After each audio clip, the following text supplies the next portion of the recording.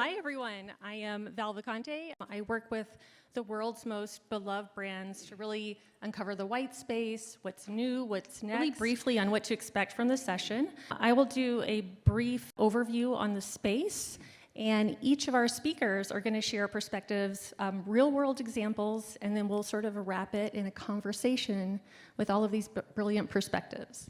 So we jump in, really important numbers for the audience here, right?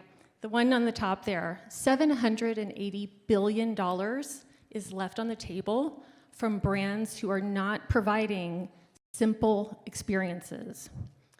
The good news is the brands that are really creating those emotionally relevant experiences, customers are spending up to 140% more. So we love those numbers. We want more of those numbers.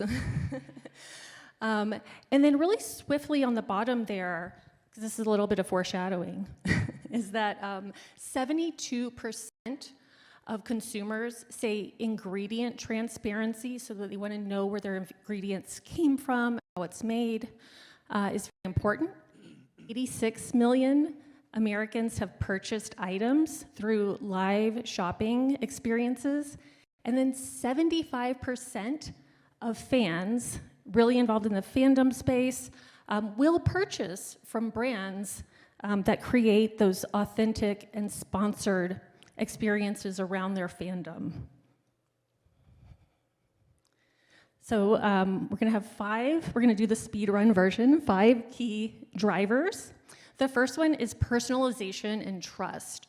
So again, really empowering those experiences through AI and personalization. Couple of quick examples here. We're seeing things like the Yucca app. It's been sort of #1 in health, but it's really impacting how people are making decisions at the shelf.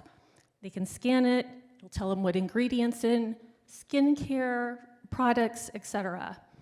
And then from a personalization standpoint, you have a couple of examples at the bottom there. There's Microsoft teamed up with Ralph Lauren to do Ask Ralph, your personalized sort of fashion assistant. And actually, Phil and I worked on Chat with Chester, so having an iconic Chester the cheetah, providing personalized sort of recipes, and all driven by brand-approved content. The next one here, we saw those numbers on fandom. So community and fandom really seeing retail as that cultural gathering space.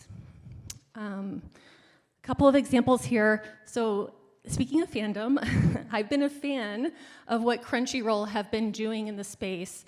Crunchyroll have done a phenomenal job with those fandom IPs in their Anna May program, which is in May, but it's teaming up with different retailers all around the world.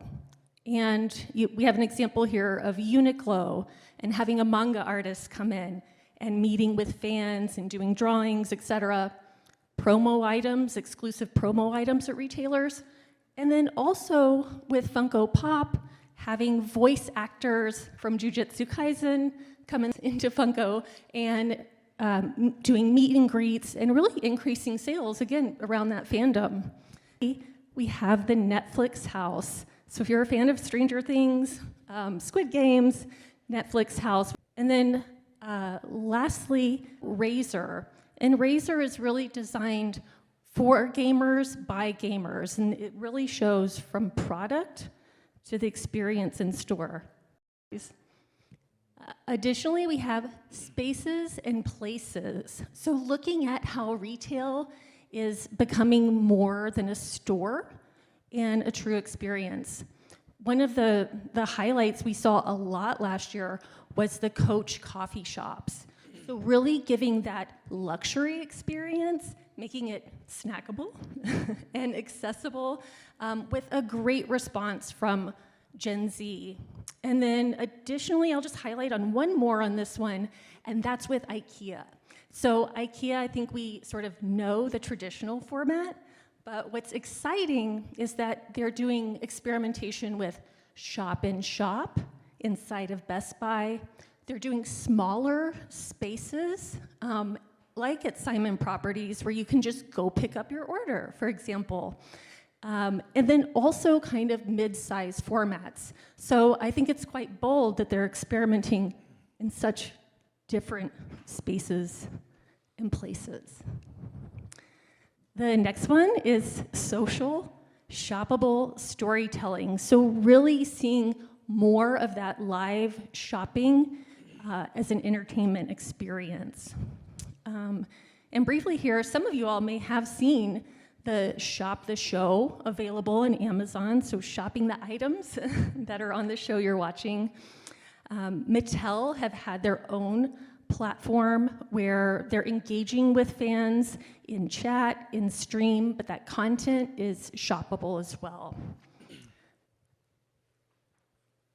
And then sort of lastly, rounding it out with connected experiences. And I know this group's gonna have a ton to contribute here.